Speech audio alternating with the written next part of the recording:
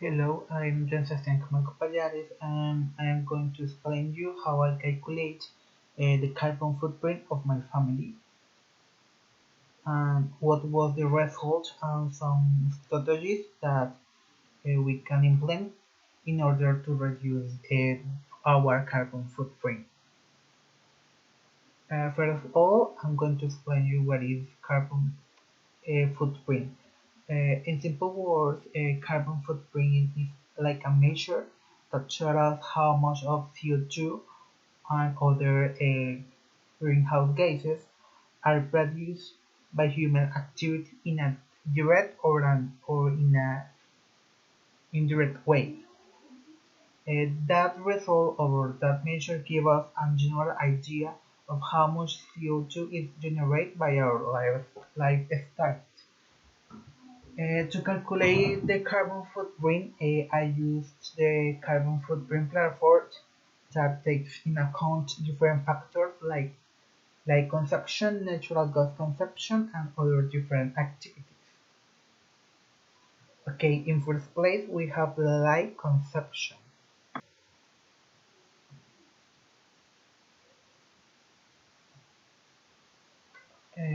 All the information about the light consumption was given by different bills that register the monthly consumption of the electricity. In the picture, we can see the variation of that consumption in kilowatts per hour, and we can see how the emergence produced by COVID affect the consumption. Due to the COVID, we stay more time in our houses and use more devices for more time, increasing the consumption. And that is very clear comparing the consumption of August in each year. The total of the consumption was about 3,152 in the year.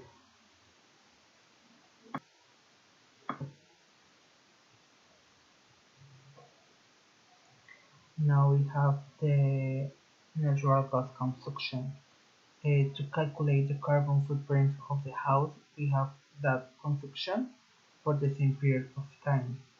These volumes were delivered from the volume of consumption recorded in cubic meter.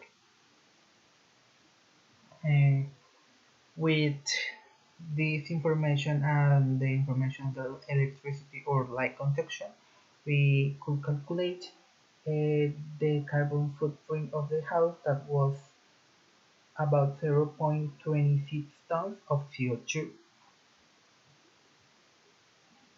And we have other activities. Uh, these activities are like educational activities. If we have a car, if we travel by plane or by train, if we buy a lot of clothes, if we change our technologic devices, if we use a personal card, all of those activities produce uh, some CO2. As a result, we have that in my family we produce about 2.41 tons of CO2.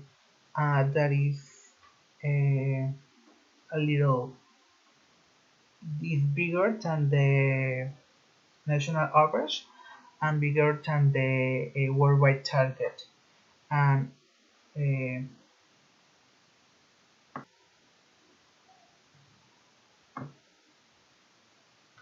okay, now I'm going to tell us about some strategies to reduce the carbon footprint. Okay, in order to reduce the carbon footprint, we have different strategies. In the energy sector, it's essential to reduce the energy expenditure. And there are several ways to do this reduction. For example, use saving light bulbs, decrease the use of certain devices that can consume a large amount of energy, in a long time.